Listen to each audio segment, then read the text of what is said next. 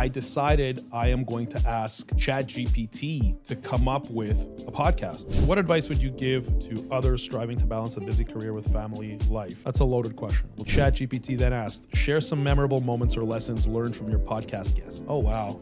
There's a lot of them. One of the ones was Dean Hall. Dean Hall is a 2-time cancer survivor, and Dean said something that I found fascinating. And he said that the way to fight cancer is not to fight cancer at all, but to love life. How do you and Valeria support each other's careers and ambitions? I call it unconditional support, not unconditional love, but unconditional support. Backing your partner at all costs and all the time.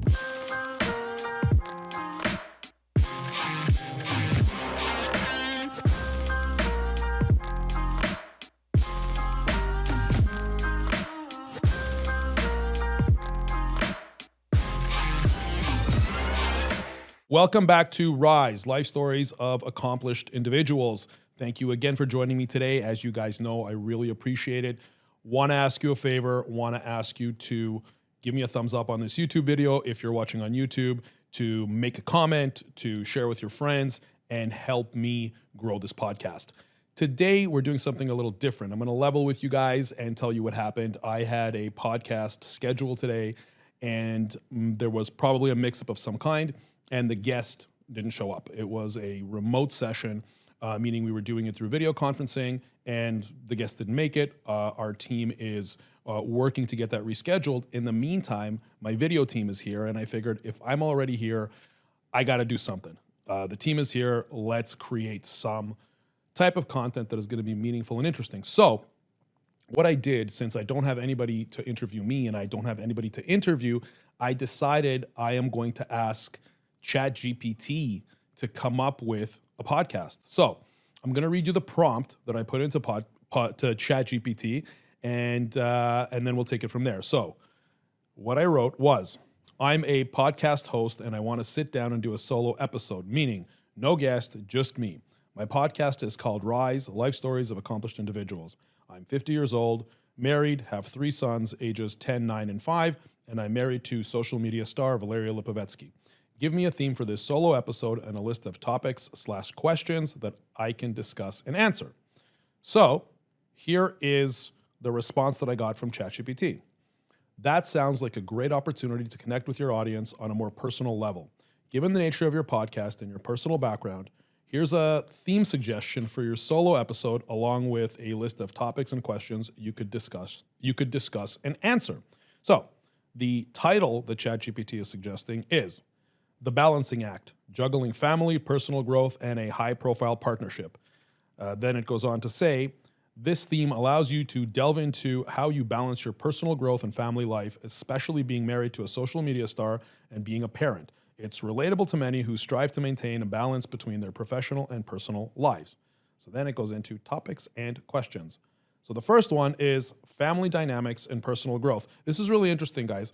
I'm basically being interviewed by AI. So let's see how this goes. So family dynamics and personal growth.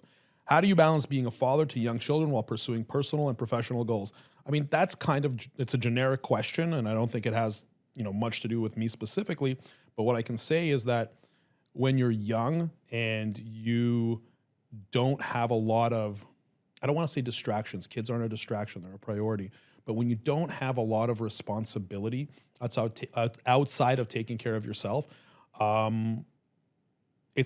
I don't want to say it's easier, but you can definitely focus more on the things that you need to achieve.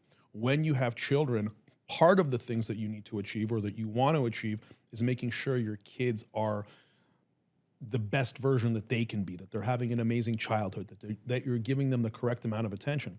So in terms of how you balance it, what I do is I compartmentalize my time. So I know that by a certain time, that is my time to do work. And then after that, that is the time with my kids. And I try to do things outside of just spending time with them. So just to take a little bit of a sidetrack, I think one of the differences between moms and dads, and guys, don't attack me for this, I'm talking about my own experience, is that moms believe, especially like in the case of Valeria and I, Valeria believes that it's a matter of the amount of time you spend with the kids. For me, it's a matter of what I'm doing with the kids when I'm spending time with them. So for Valeria, she will try to spend, a couple of hours a day being with the kids. Whereas with me, I may spend less time with them on a regular basis, but I'll arrange a fishing trip and I'll spend 10 hours on a boat fishing with them and really building those bonds. So that's how I kind of try to find that balance. I try to schedule myself, and when I do spend time with them, I try to do cool and interesting things that I think will help in creating core memories with them that they'll take with them throughout their life. Let's see. Next question that ChatGPT is suggesting. What lessons from your own life journey do you prioritize in teaching your sons? That's a good question. What lessons from your own life journey do you prioritize in teaching your sons? So I would say that the primary thing that I want to teach my sons is how to be resilient. And when I look back at my own life, anything that I did that didn't contribute to being resilient, to being able to overcome difficult situations, because I feel that life is a string of difficult situations. That may be a negative way to look at it, but I think it's fairly accurate to say that bad things happen, and it's how we deal with them. It's not the bad thing that's happening that's the problem. It's how we deal with that bad thing that will dictate our lives, how successful or unsuccessful we are. So going back to the question, what lessons from your own life journey do you prioritize in teaching your sons? Anything that will teach them resilience, anything that will make them tougher and make them smarter in terms of how they deal with difficulty. So, as an example, one of our sons, he got into an argument with somebody, and he was very angry. And when he came back to tell me about it, it was another kid at school, and he was telling me about it. He explained how he was screaming at this person and they were screaming at him. And so the lesson that I took from my own life is, when it comes to resilience, I believe that one of the key factors in resilience is learning how to effectively resolve conflict. So I taught him to slow down. I explained to him that he needs to be calm, not raise his voice. And when he has a conflict, treat it like it's a debate and try to come to the solution, and not it being a me versus the other person. It's me and the other person coming to a solution to resolve the conflict or the issue or whatever it may be. So that's the lesson I take from my own life. Conflict resolution is definitely one of those things. I wish I would have spent more time and been more intentional in resolving conflict with people, whether it was friends or family, business situations, because I would have been better for it had I resolved conflict in a better way. Next question by ChatGPT. How has fatherhood changed or influenced your perspective on success and accomplishment? How has fatherhood changed or influenced your perspective on success and accomplishment? Fatherhood has brought me to the realization that the measure of success, it's actually far more complex to measure success than I thought it was in my early life. In my early life, I thought success, quite frankly, was to make as much money as possible. To me, that was success. Being a father, I now understand that success is more than that. Success is my health. Money is definitely still a meaningful part of it, but my health, and my health, not only for the quality of my own life, but the quality of my life, dictates the quality of the lives of my children. So to me, success has changed to now encompass not only financial gain, but to also look into my health, my personal growth in terms of my spirituality. Again, as my spirituality plays a role in the well-being of my children, my knowledge. I'm reading now, and that's something that I didn't do before I had children. So my measure of success as a father is now really, how do I better myself in order to better my children? That's what success means to me now. And the next question is, how do you balance the next question is, so the next category is life with a social media star. So let's see what ChatGPT has to say about this. What are the unique challenges and benefits of being married to a social media star like Valeria Lipovetsky? So the unique challenges and benefits, that's, I'm going to try to make the answer short. There's definitely a lot of challenges, and there's definitely a lot of benefits. Let's see, how do I phrase this? Let's start with the benefits. The benefits are that I get to be there, and I help Valeria a lot with her career. And just to give you a bit of a backstory, Valeria and I, we realized that this was an opportunity about 7 years ago when she first started making content, and we grew this business together. And I call it a business because her personal brand is very much a business. In terms of the benefits, you know, I've watched Valeria grow as a person. I've watched her continuous self-improvement, and that self-improvement, and the thing with influencers in general is that they have to continue to improve themselves if they want to stay connected to their audience, if they want to continue to receive the attention that's necessary to, quite frankly, fuel their business. They need to be the best version of themselves. So to me, the biggest benefit is seeing Valeria develop, is seeing the path that she's taken. Again, you know, some of the same things that I talked about before: her knowledge, her ability to run a business, her ability to connect with people. The biggest benefit to me is seeing that. Now, another big benefit is, you know, we've just been sitting here and we just got an email inviting us to a very exotic tropical location. So I get to tag along on all of those, you know, not all, I get to tag along on some of the cool influencer trips and experiences that she has. Last year, about a year ago, actually, about a year ago to the day, we were in Dubai. There was a hotel, a big hotel, Atlantis. Atlantis was opening up a new location, and we got to go there, and it was this amazing star-studded event. Beyonce gave us a private, not just, when I say Beyonce gave us a private concert, she gave a private concert to a few hundred people who were invited by the hotel to kind of, you know, promote the opening of the hotel. So there's a lot of cool experiences that I get to participate in. The other benefit is that our children see that their mom is doing something meaningful with her life, and I think that's really important. In terms of the challenges, I mean, look, the challenges are that we talk about business a lot. It doesn't leave probably as much room as you would think for personal kind of talks and maybe personal connection. We connect through the business. We also connect through raising our kids together. But in terms of challenges, we may not connect in the traditional way, but we connect through the development of our business and her personal brand, and through the raising of our children. Those are ways that we connect. In terms of other challenges, you know what? It's a challenge like any other business. All businesses have challenge. And when you work with your spouse, it's hard to leave those things at the office. And especially in this business where we're on all the time. Valeria's on specifically all the time in capturing content, creating content. And when she's not capturing or creating content, she's making herself a better content creator by optimizing herself as a human being. So there's certain challenges in that. But I believe that anybody who works together, any couple that works together will face similar challenges. Next question. Let me get some water. How do you maintain privacy and boundaries for your family in the digital age? That's a tough one. I think the biggest challenge is with the kids. I want the kids to be on a computer. I want them to learn about all the amazing,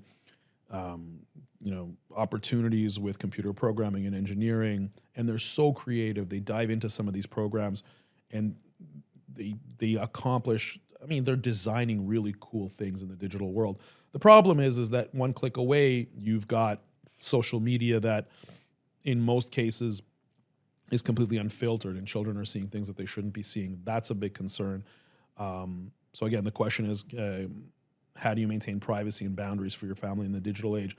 We haven't figured out how to create the boundary on the technology side, because the positives that are involved, the positives for our kids on technology, there has to be kind of like a way for us to shield them from the negatives of technology. We're still working on that, so it's hard to answer that question.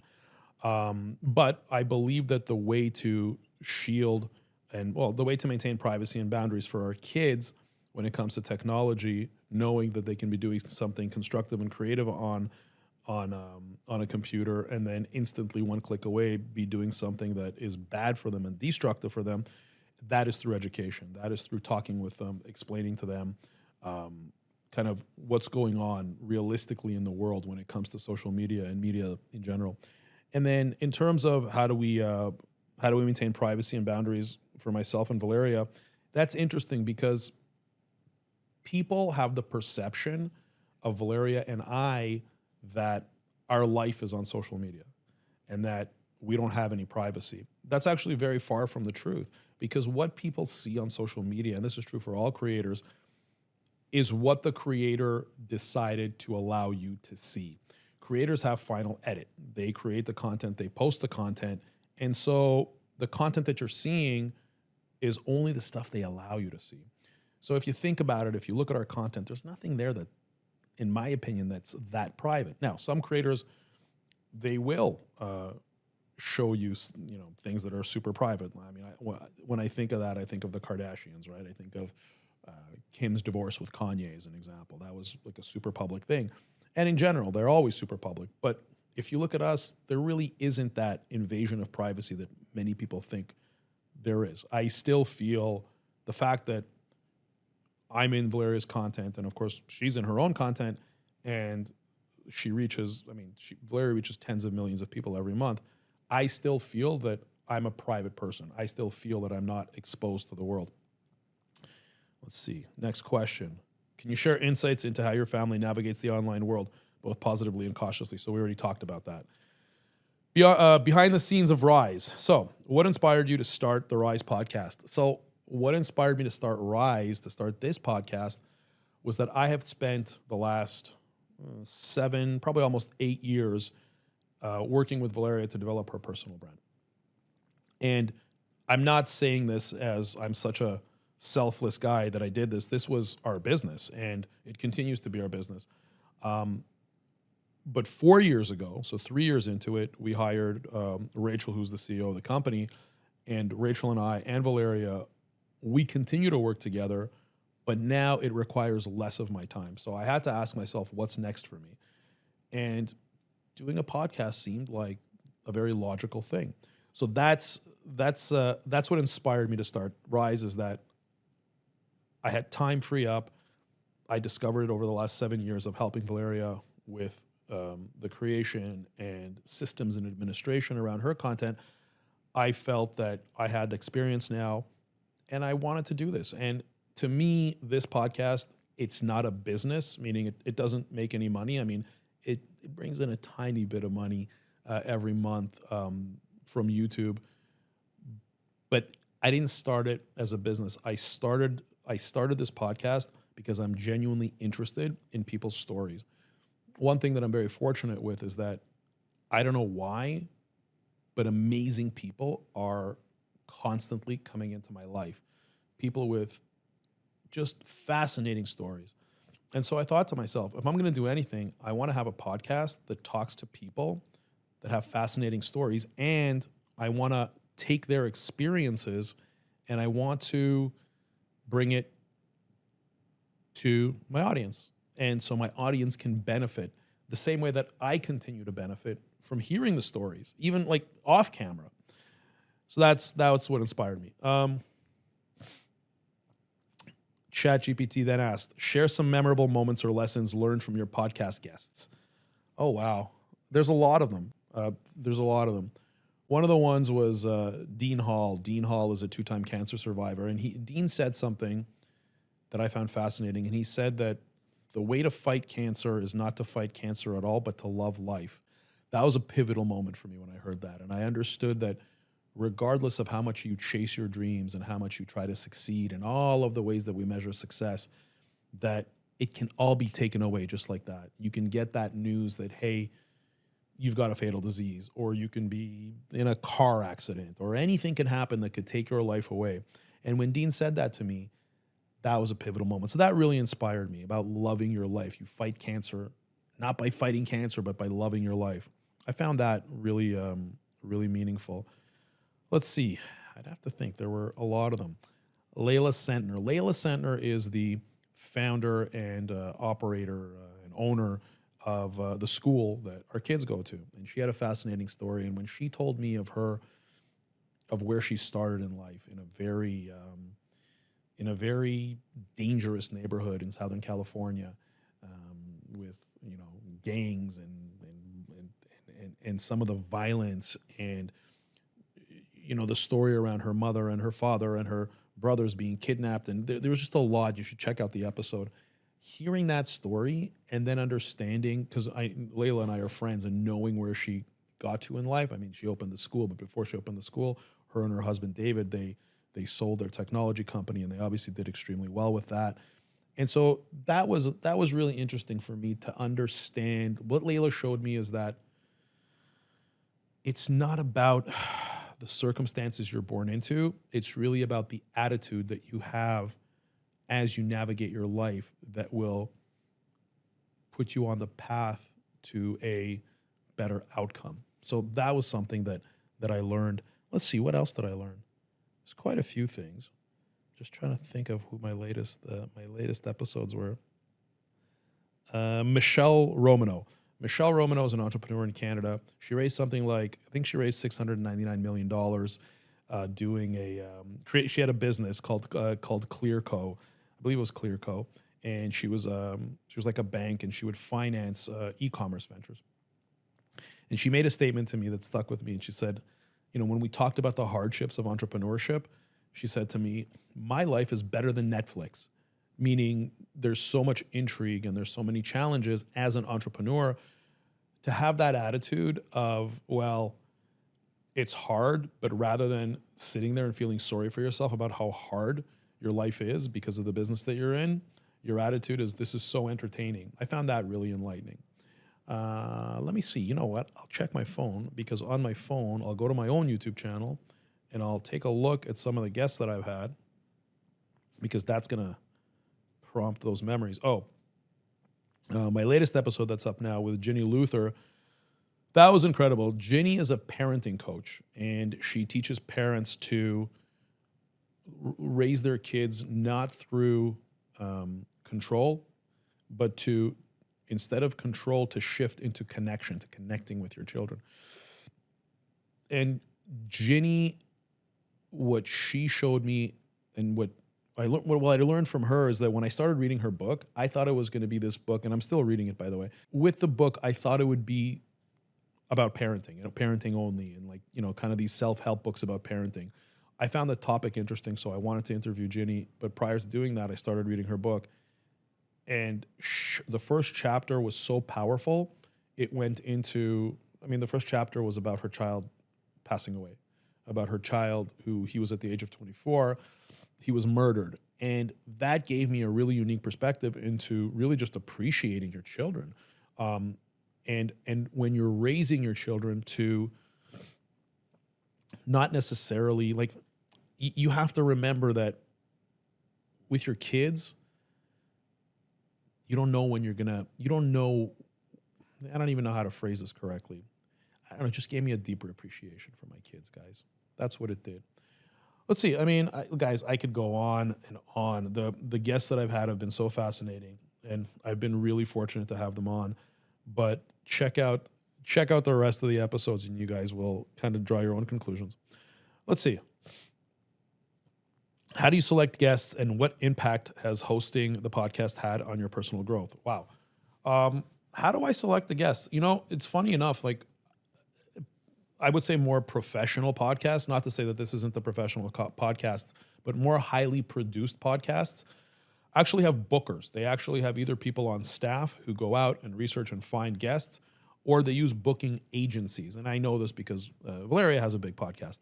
And I've worked with Rachel and with some other consultants, to get that going. But for me, the way that I get guests, I mentioned before, I don't know what it is, but I'm fortunate that amazing people are always kind of showing themselves to me in life. And I don't know what it is and how it is that it comes up, especially since I moved to Miami. It's a really special place for those of you who haven't been here. For those of you who have, you know what I'm talking about. How do I get guests? I meet people. I'll know in minutes. First of all, I went to all my old friends who I know their stories and I know they have fascinating stories. And if you've been through the episodes, you've seen me talking with them. But also, I know within minutes when I speak with somebody, if they've got this spirit about them that I know, and I kind of know the like where they are in life, and I know like their spirit plus their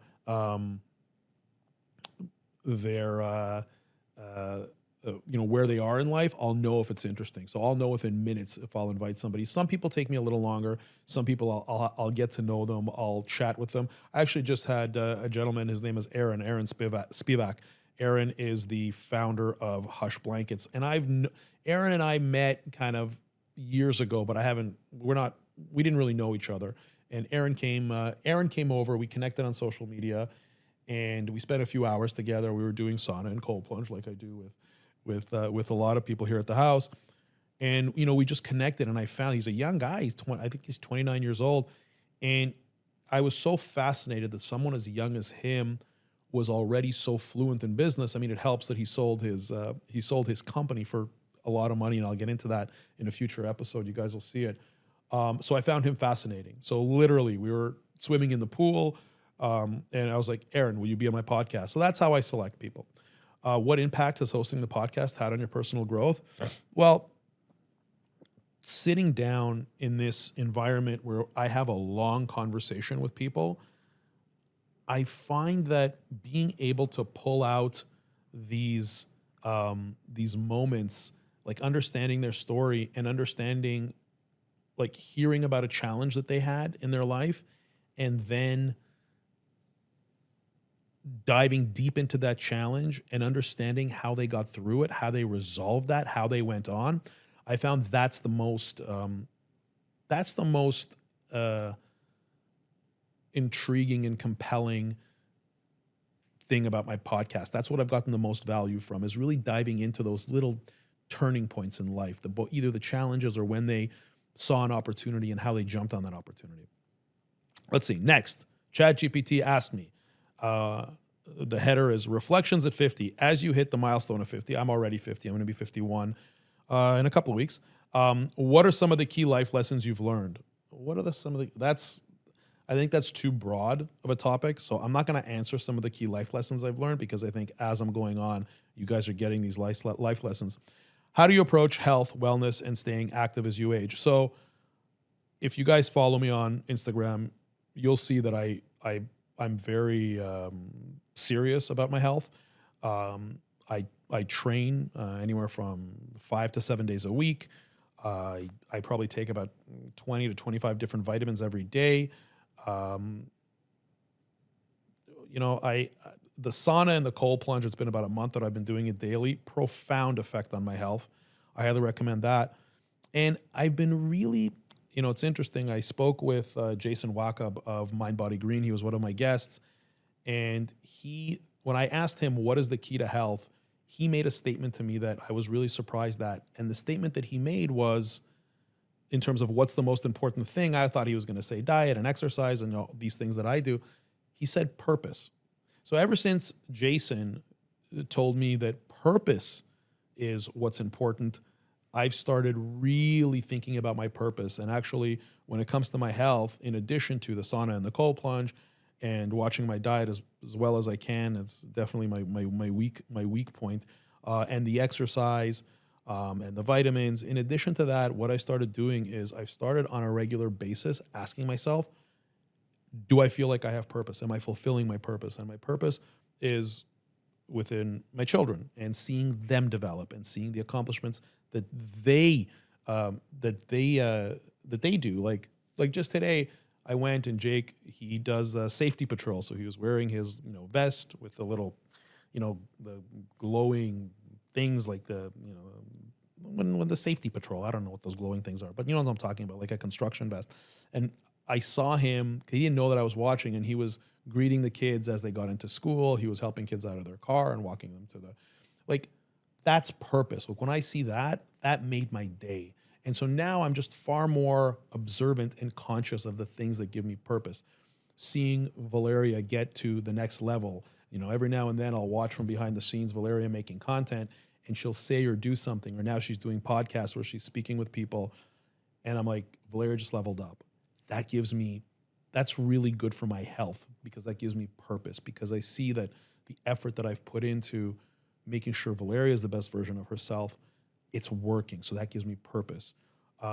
Financial success gives me purpose. The continued growth of our business, working with our team, seeing them develop. So again, when you talk about my approach to health, in addition to health and wellness, in addition to everything else that the obvious things, purpose has really become a driving factor. And again, because I have this podcast and because Jason told me that.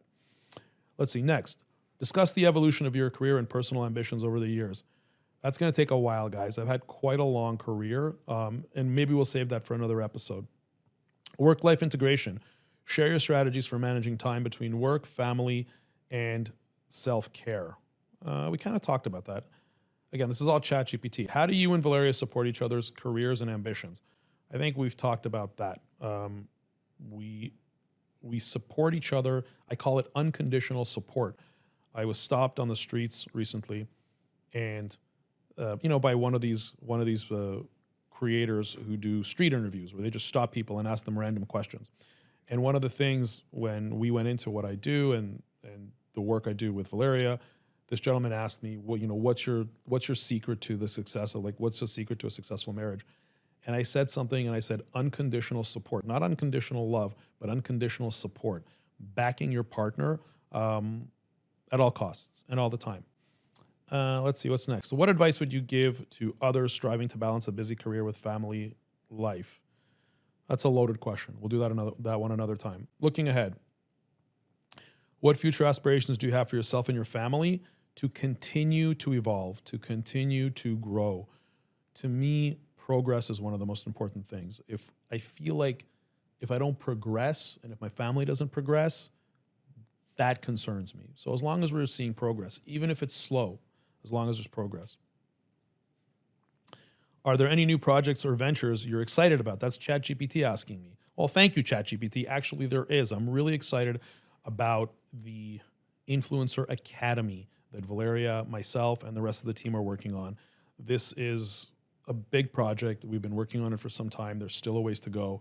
And we are going to be documenting our entire process and how Valeria went from the start of her content creation career, in terms of being a creator, to where she is now. And we are using the knowledge that we've acquired over the last 7 years on how to grow a personal brand and as a creator, and the 18 professionals that we have who work with us full time. So I'm excited about that academy. That's something that is, look, it's a business, so I'm excited about that from a financial perspective, but I'm really excited to give back to this community, to the creator community, because I feel that creators don't know what to do. They're confused a lot, and we've had focus groups, and really this is the case. So to give back to this community and to make money doing it, I think is it's very rewarding. So keep looking out for that. Let's see. We're almost done, guys. How do you envision the next chapter of your life and career? So we talked about that, just evolution, progress. Okay, so then ChatGPT said the solo episode can be a wonderful mix of personal insights, practical advice, and reflections on the journey of life, which will likely resonate with your audience. That's it, guys. That is ChatGPT interviewing me. So again, if you've made it this far in this video, thank you. This is the first solo episode I've ever done. I want your feedback. Please let me know if you're on YouTube. Let me know in the comments. Hit me up on my DMs on Instagram. Let me know how I did. And let me know if you want me to make more of these. Thanks again, guys. I appreciate you, and I'll see you on the next video.